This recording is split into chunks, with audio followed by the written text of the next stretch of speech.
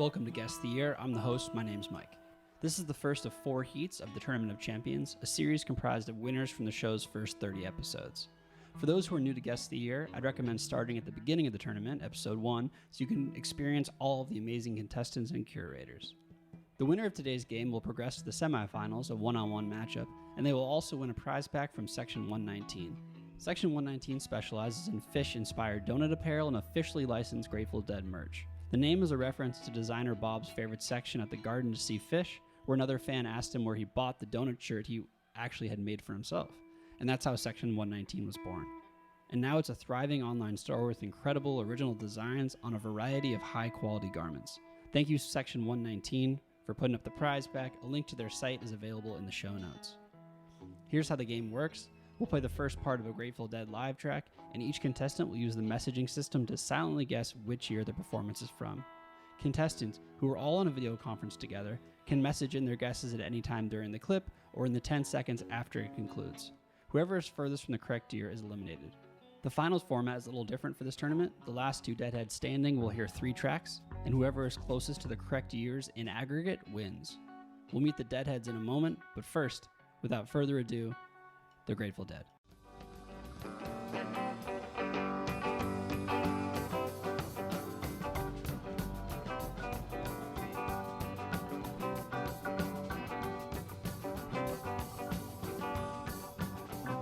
I had a hard run, running from your window. It was all night running. I wonder if you can.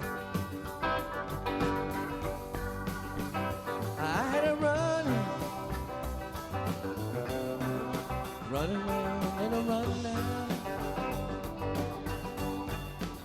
But around the corner, Lord, I run back into a tree. I had to move, really had to move. That's why, if you please, I am on my belly knee. Bertha, don't you come around here anymore. Self and green, I went down under the sea, try to see what's going down.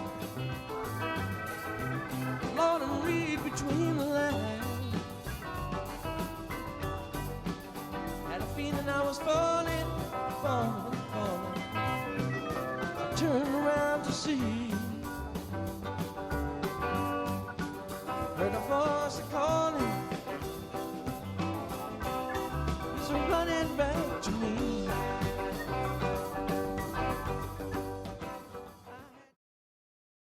The guesses are in. It was Bertha at West High Auditorium in Anchorage, Alaska on June 19th, 1980. Kyle is 47 from Chicago. He was in episode... I'm 48 now. Oh my God. Look at Guest of the Year. You know, I actually think I celebrated my birthday on my 3rd appearance, but I kept it low key because at my advanced age, it's not as exciting as it once was.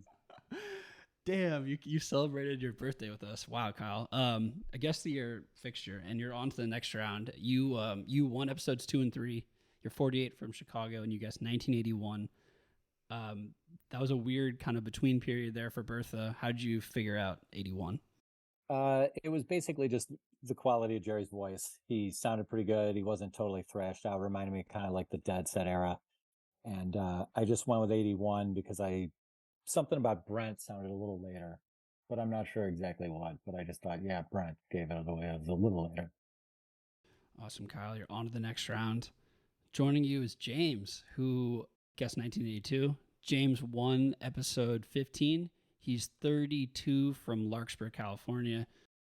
James, nice pull in the 82. What were you thinking? Jerry's voice brought me lower into the 80s, and then the organ must have fooled me. Yeah, I just kind of thought 82, 83. So mostly Jerry's voice then. It was so soft. Kind of reminded me of like Dylan on Nashville Skyline. You're on the next round, James.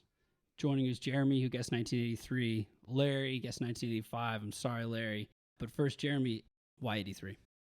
I was first thinking 82, I guess, based on the quality of the record, or like the quality of the drums, I guess, and the recording in general. But then I was thinking a little bit more towards later, because of Brent's vocals, like on the chorus, sounded a little rougher than what I would expect from like 80. I like most of what I recall hearing from like 79, 80. Brent, he's got like a pretty clean vocal sound, but they sounded a little scraggly, or like a little rough, like they would end up sounding in the late 80s. And so I went with 83. And Jeremy, I forgot to say, is 24 from Palo Alto, and he 25 now, as of everyone's aging August 1st. Happy birthday, Jeremy. And he won episodes 20 and 21. Larry the Grateful Dentist, the legendary Larry, guessed 1985. Those damn 80 shows. My initial instinct was 83, which would, I guess, tied me and carried me over. But I kind of just inferred like that faster pace and the tempo kind of gave me more of and obviously I was not correct, but a lot of my listening kind of strays away from those middle 80s eras. I listened to a decent number of shows from the 80s that I was at, but in terms of what I enjoy, mostly all the way through the 70s and mostly late 80s, 88, 89, 90. And those 80 shows are just very, very hard to pin down. So you don't much go in for the Brent era then? No, I love the Brent era. I think Brent is my favorite player. I just think the consistency of the sounds, unless there's like a particular sound of a show, like English Town, you could put on English Town and each of the four of us would know instantaneously it's that recording, even if it were only a snippet with no vocals. But the sound of them as a band and the sound of them in songs generally pretty consistent to my ear. So no, I saw the most shows I saw were in the 80s era. But it all kind of, all the shows combined, they melt into a dream and they all just kind of sound like it's hard to distinguish. So you saw a bunch of shows in the 80s. What was your favorite 80s year to attend? My favorite 80s year to attend, I think it would be a tie between 84, when I graduated from college and did pretty much the entire spring tour East Coast except for Niagara Falls, and 89. Because I had kind of, towards the tail end of the 80s, I was up over 200 shows already, and had kind of become a little disillusioned with it. I kind of felt like the Jerry was beginning to wane and the music was beginning to wane. And then like something happened in 89 that just clicked. And from 89 through to 90, Brent's passing, and even the following year or so in the early Vince and Bruce era, it was better than I expected it was going to be. And they were just super strong and super, they were bringing back Dark Star and Death Don't Have No Mercy, and adding the weight and all kinds of interesting things that just kind of took on a lot more energy. It became much more musical again and much less social. It was kind of social for me in 86 and 87 and even a little bit in 88, but 89 and 90 just really, the music like kind of grabbed me again. I was like, oh yeah, this is what I'm looking for. This is where it's at. And Kyle, you're the only other one that saw shows in that era. Do you agree with the 89 kind of being the peak there? I have a weird thing because like I got turned on to the Dead by my cousins and they had a bunch of bootlegs and primarily shows they had been at. So they had all the like Alpines throughout the 80s. But the one that jumped out at me was Poplar Creek 83. It's like a very like unknown show. People don't like talk about it, but they played 2 nights there, the 27th and 28th. Really fucking good. And then the first set of the first night, they played Cold Rain and Snow. And that was the one when I was like 9 or whatever the hell year it was. Something about Cold Rain and Snow. We were listening to it and I was like, I like that song. Play it again. He's like, dude, you like all their songs, man. Let it play. I was like, all right. And it turned out he was correct. I did like it all. There's a really good bird song on there, you know. And then in the second set, it was like just a truck and other one combo that just blew my fucking mind. I was like, all right, I got to hear more of this stuff. And they'd fill me up the little cassette suitcase things when I left their house. And they'd be like, here, man. And I see you've got a Zappa thing hanging behind you. Zappa was another big part of it.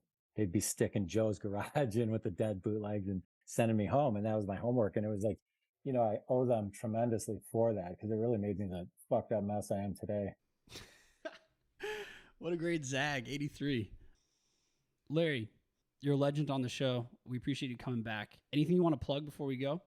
Yeah, so I would like to take a moment to thank Mike for a great concept, a really interesting way of listening to the Dead, and congratulations to the other past champions and wishing you guys good luck moving ahead. And I would like to take a moment and plug my band, the American Beauty Band. We play in the greater New York area. We will be playing at JR's Pub in Ford/Woodbridge, New Jersey on Friday, August the 25th, outdoor gig. They make nice wood-fired pizza. It's a nice scene. So come on out, or you can check us out on our Facebook page, American Beauty Band NJ, or www.americanbeautyband.net. Thank you so much, Larry. Larry the Grateful Dentist, everyone. So Jeremy, Kyle, and James are on to the next round, vying for 2 spots in the 3-song series, not best of 3 series. Let's play the next song.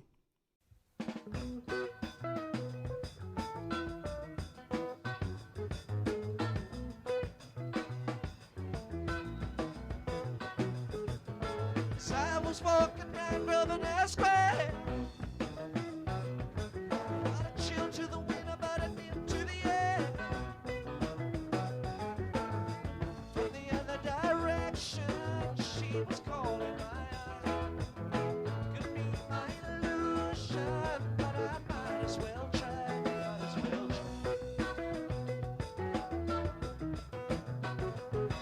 Had rings on her fingers and bells on her shoes. I knew without asking she was into the blues.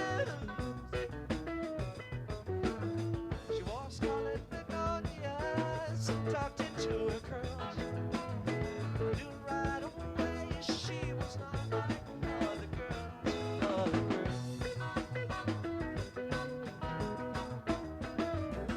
In the heat of the evening when the theater got rough, she was too cool to open and too good to love. So I picked up my matches and was closing the door. And one of those flashes, I'd been there before, been there before. I ain't nothing right, but I've never been wrong. It still turns out the way it does in the song. Once in a while, you can show the light in the strangest of places if you look at it right.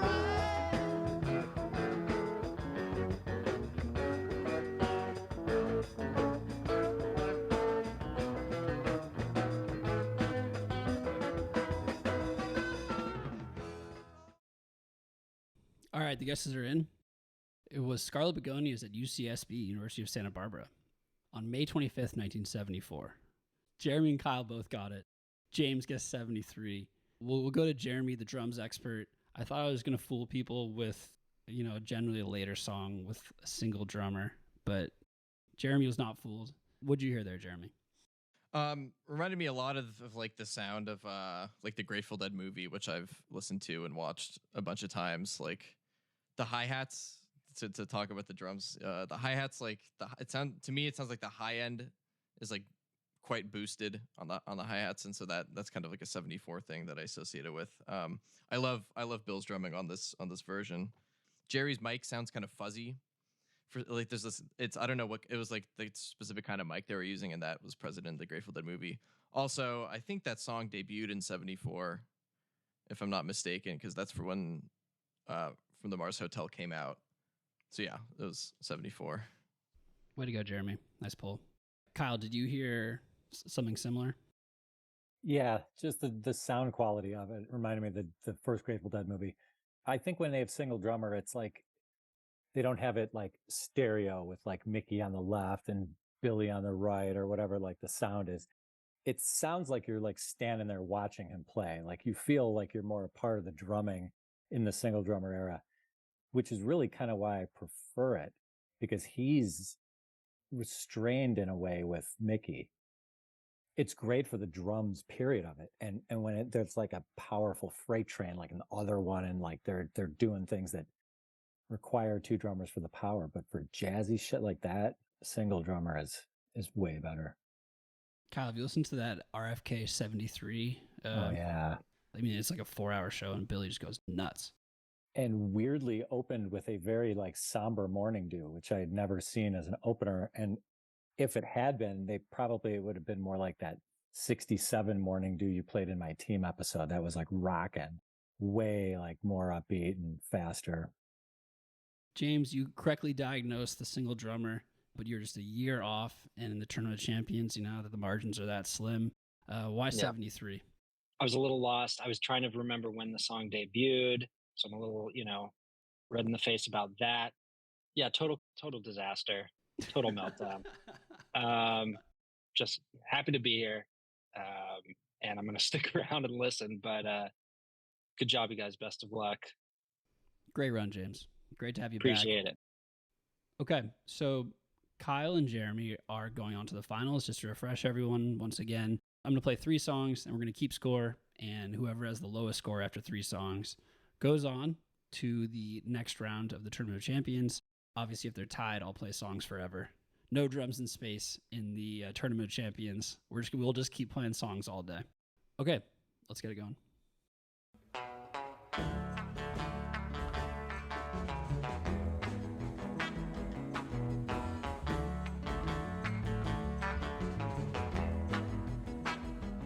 When I married me old wife, she's been trouble all my life. Run me out in the cold rain and snow. Rain and snow.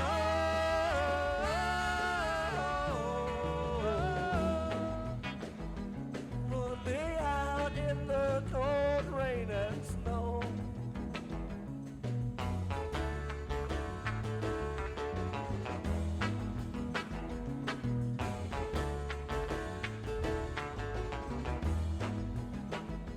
Well, she's coming down those stairs, combing back her yellow hair. And I ain't gonna be treated this way. This way.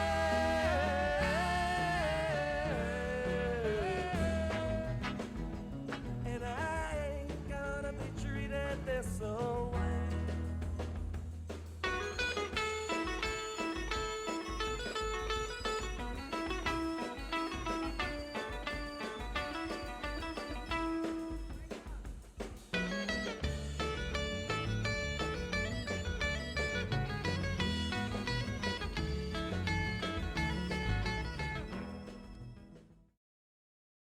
So it was Cold Rain and Snow at the Ivar Theater in LA on February 25th, 1966.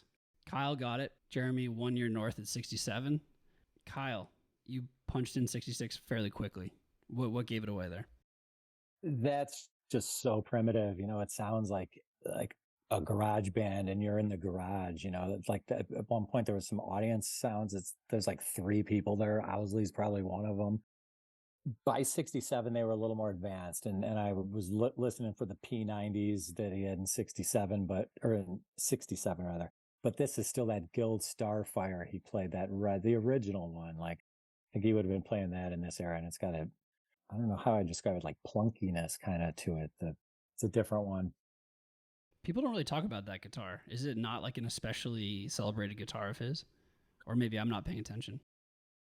He just, because of the Irwin thing, those are the ones everybody talks about. So him playing Les Pauls and SGs. I mean, the Live Dead era was on an SG.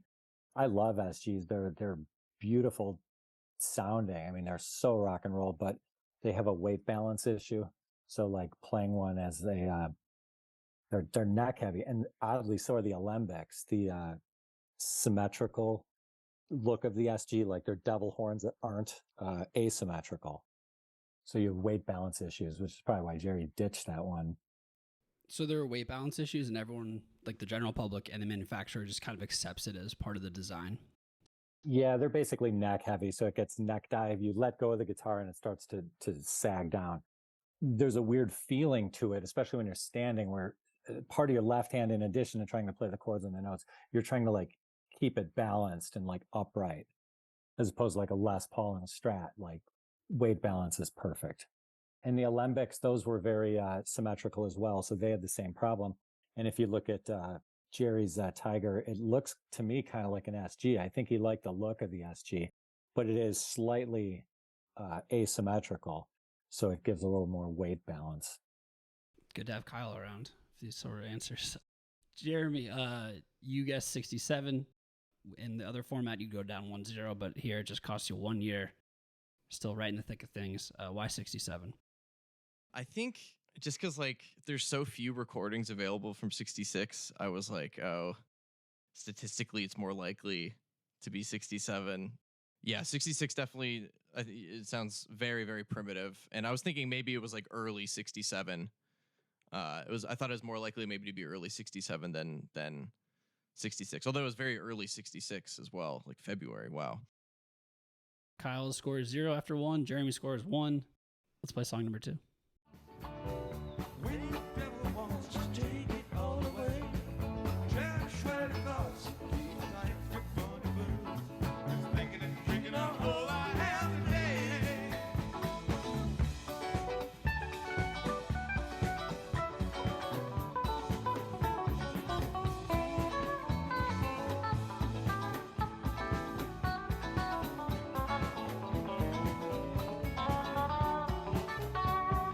Then a man rode into town and some thought he was a law. But Billie Jean was waiting when he came. She told me he would take her if I didn't use my gun, and I'd have no one but myself to blame. I went down to those dusty streets, what was on my mind? I guess that stranger hadn't heard the news. 'Cause I shot first and killed him, although they didn't even draw. I'll spend my lifetime running with the Mexicali blues. Yeah, is there anything a man don't stand to lose? When he lets a woman hold her in her hand, you just might find yourself out there on horseback in the dark, just riding and running across those desert sands.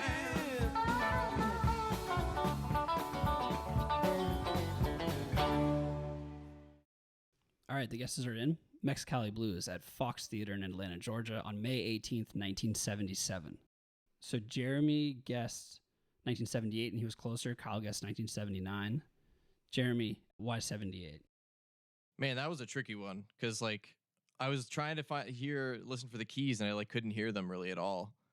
But even though like I couldn't hear them, I still like for some reason had the presence of Keith there. Like I could, it didn't feel like Brent was there for some reason. Like I feel like I would have heard him more.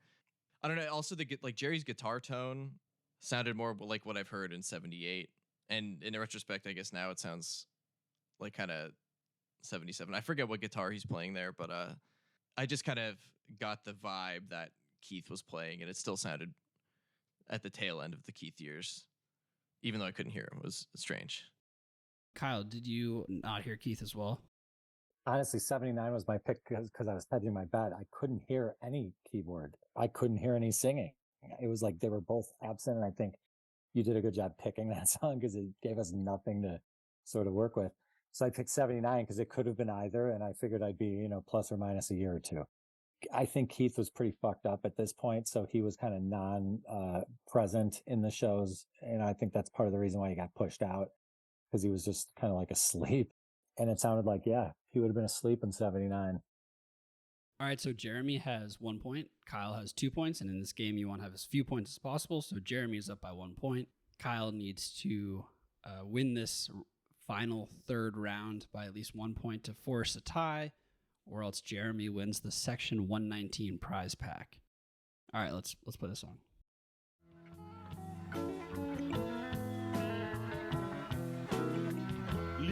Texas, 4th day of July. Sun so hot, clouds so low, the eagles fill the sky.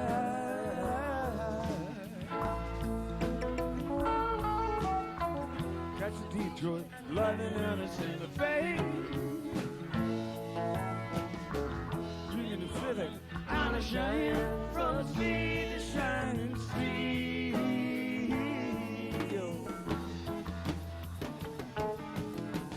Gotta go to Tulsa, first train we can ride. Gotta settle one old score, one small point of pride. Ain't no place a man can hide shit will keep him from the sun.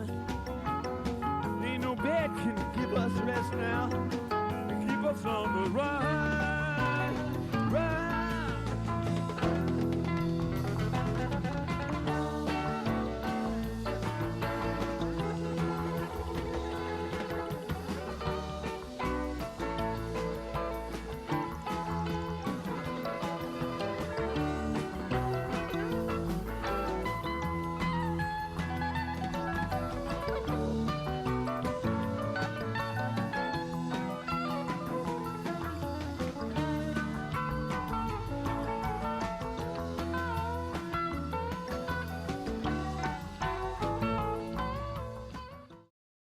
All right, the guesses are in. It was Jack Straw at Cumberland County Civic Center in Portland, Maine on March 27th, 1986. So Jeremy guessed 84. He was closer. Kyle guessed 80. So Jeremy finished with a score of 3, and he goes on to the next round. Congrats, Jeremy. How'd you guess 84 there? The audio quality, like, although it did kind of sound similar to the first song from today, but it sounded like pretty mid 80s to me, kind of staticky, and there's like some like interference and stuff. When Jerry's like verse started, I could tell his voice sounded kind of like pretty high pitched, but like getting kind of hoarse compared to how it sounded in the early 80s. There's something about his lead guitar playing. It sounds kind of like thin to me. Like it's not like a very full, like, I don't know if it's the strings or his like fingers like getting fat or whatever, but it sounded like he was progressing towards, you know, the bottom, or the what do you call it? His coma, I guess you could say. Well, Jeremy, nice pull, man. You're on to the next round. Kyle, Jeremy said it kind of sounded like 1980. You guessed 1980, so you thought it was. I thought I was trying to pull a fast one on you. It was that keyboard. Couple like riffs in there. It just reminded me of like the Dead Set era. One of the guys you had on a couple weeks ago was busting out the keyboard models, different makes and models of the keyboards, which I enjoyed because I don't know those as well. I know like the Fender Rhodes, the Hammond B3, like the big ones, but he was busting out weird like Yamaha stuff that I didn't know. But there was just something about that vibe. It reminded me of Dead Set. Kyle, thank you so much for making yet another appearance on Guest of the Year. Always a pleasure. This is number 6. I was on 1, 2, 3, and 4. Then I was on a team, so that was the 5th. And now 1 round of this. There'll be more to come. The tournament of failures coming next week. Jeremy, yeah, you are coming back, but you have your work cut out for you. You're going up against the winner of King Luke, Steve on a 3-peat, Caleb from episode 1, Kyle's old battery mate, and Jocelyn. Godspeed. Last time I was on, I was studying in between episodes. I was really trying to prepare. This time, none of that. I've been only listening to Zappa like the past week. Well, now you can listen to Zappa in your brand new Section 119 shirt, Jeremy.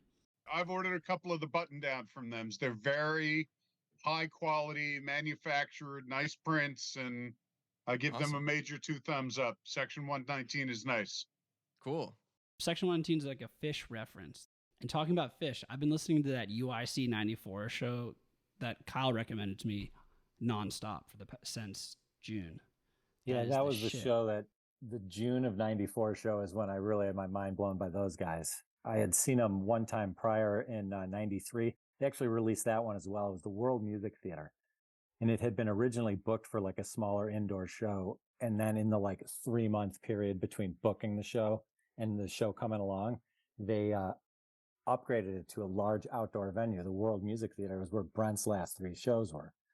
So instead of being 28,000 like packed dead show, there were maybe 3,000 people at the Phish show, all in the front of the pavilion, and the rest of it was empty. So I don't know how many people they were expecting, but it wasn't nearly as crowded as that place could have held.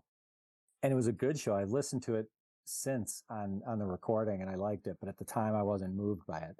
But then the following year, I randomly stumbled into that UIC show, and just absolutely kicked me in the fucking eyeball. I mean, just I was like, okay, now I get it.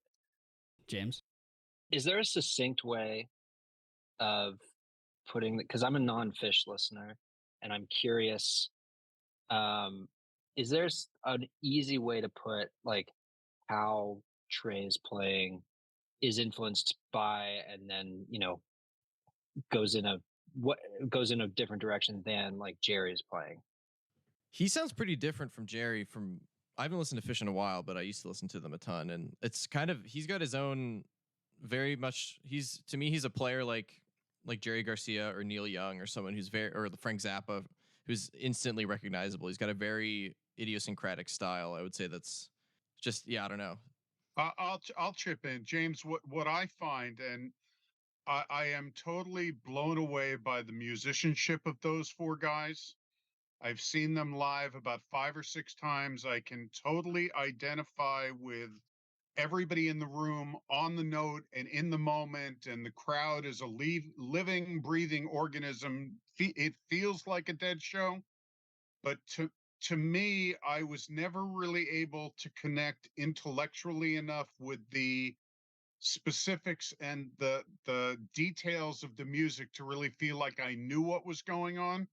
But as far as Trey is an incredibly tasteful, melodic, uh, fluid player with beautiful tone and beautiful sense of timing. And I think, to me, that's where I see the parallel.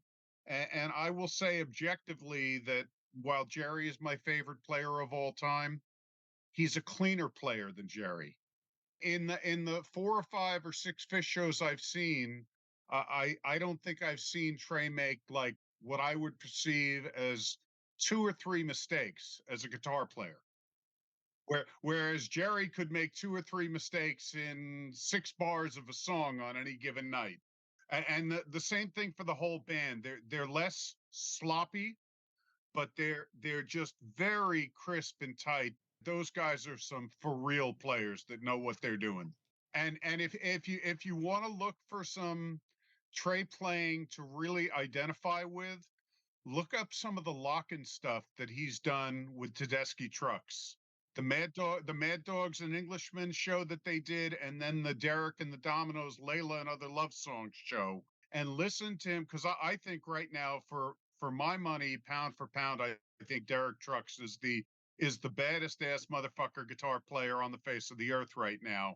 And Trey stands in with Derek on all of those, you know, those songs, those Layla songs. That's Dwayne and Clapton. All right, those are 2 pretty heavy kids, and Derek and Trey going back and forth on that stuff, just absolutely amazing. Thanks for the explanation. I gotta listen to all that stuff. What was the date of that '94 show?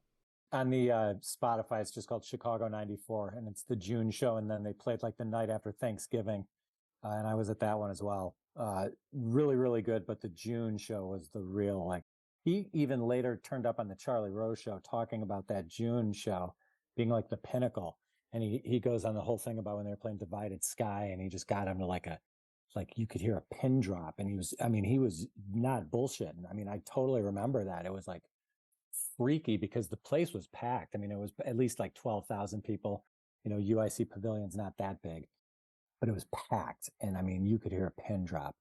And then when they bring the shit back in, I mean, they did like so many killer songs right in a row, you know, the whole set, just classic. And it's right, I believe it's the night after the famous OJ show. where they played in Milwaukee the night before, and that was the night OJ was on the run. And that got incorporated in references throughout the show because it was the biggest thing going on in the world that day. So, yeah, And Kyle, in that Charlie Rose interview, there's a great snippet of Charlie Rose asking Trey about Jerry. Yeah, and That's Zappa. That really it shows me that Trey, that he's the heir apparent, and he was touched by that in the audience, like any of us who saw him were. Mike, I know your show probably has a lot of like Phish crossover, Dead fan appeal, but I really want to take this opportunity to tell anybody listening to really do themselves a favor and listen to Frank Zappa, because he's the real deal. He's far smaller audience than basically everybody. I mean, the only group with a smaller audience than Zappa is pretty much Ween, in terms of like just mind-blowingly awesome and inexplicably not popular. Zappa's tougher to get into because he's all over the place. He's got albums that are like comedy. It's like Tenacious D, where you're like laughing and you're like, listen to the next one. It's like orchestral stuff, like straight up classical music, and kind of everything in between. A ton of live albums, so he's kind of tough to jump into. So my recommendation is, start with the early Mothers of Invention stuff, and then like Joe's Garage, Shake Your Booty, Apostrophe, Overnight Sensation, Hot Rats, Hot Rats, yeah. Hot Rats. If I could give one Zappa recommendation to anyone listening, I'd say listen to the Fillmore East 71. It's with Flo and Eddie of the Turtles, Mark Volman and Howard Kalin. They were contractually obligated to some scumbag in the music industry who wasn't allowing them to use their names. So they played with Zappa under the name Flo and Eddie, and they were two, like, I don't even know what you'd call them. I mean, they're like great singers. They're like astonishingly good singers. But they're like ringleaders of this like totally off the wall comedic, like theatrical shit. And that was the first Zappa album I got into. The same aforementioned cousins that turned me on to the Dead. They gave me Overnight Sensation and Fillmore East. And they're like, one's studio, one's live. Listen to them both and go from there. Just Another Band from LA is another album with the same singers. That's my personal favorite of the two, but yeah, those are both great. Exactly. I would have to, if I could recommend one, it would be Roxy and Elsewhere. That's my favorite, I think. That one is a killer album. Yeah, and there's some YouTube live footage of that show available. If you just Google Zappa Roxy, it's an all-star band. He's got George Duke in it. A lot of like Ruth Underwood, who's my personal favorite of all Zappa's musicians. And there's like 100 great musicians he's played with, but Ruth Underwood was always my favorite with the marimbas. Yeah, she's the percussionist playing. Yeah, she's insane. And Napoleon Murphy Brock. Do you guys know the Lowell George story? I sure do. All right, Jeremy, Lowell George was in Zappa's band, and he came to Zappa with a song he had written called Willin', and wanted the Mothers to play Willin'.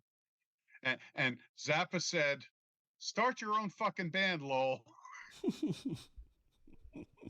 Did he? I can't say I'm actually familiar with Lowell George. Did he? Little Feat. Little Feat. Oh, okay. Little Feat. Well, I didn't realize. If Little Feat and Waiting for Columbus, probably one of the top 2 or 3 best live band albums of all time. That was voted most likely to be ordered by Columbia House CD Club in the late 80s, early 90s from my social circle. Waiting for Columbus is fantastic. Yeah. Okay, thanks so much, fellas. All right, thank you so much for listening. If you enjoyed the show, I'd really appreciate it if you rated the podcast 5 stars. It helps get people's attention as they're scrolling. If there's a bunch of good reviews, I really appreciate everyone listening and supporting the show as always. If you want to check out our YouTube channel, that's available via guesttheyear.net, as well as a bunch of other links. And if you want to be contestant on the show, sponsor the show, or make comments and ask questions, email us at info@guesttheyear.net. Thank you again to Section 119. I can't thank you enough for all the support and putting up the prize pack. I would really recommend everyone check out their site. They have tons of cool stuff. They have this terry cloth Grateful Dead polo that is just so cool. It's wildly comfortable. Recommend that one specifically, but there's tons of cool stuff. Thank you again, Section 119. Shout out to Dylan, who draws all of our posters. Oh, we really appreciate you, Dylan. And thank you so much for listening. Thanks to the amazing Tapers whose recording made the show possible. Congratulations to Jeremy for moving on to the semifinals of the Tournament of Champions. And to our other contestants, thanks for playing. And remember, it's all one song anyway. And I bid you good night. Good night. Good night. And I bid you good night. Good night.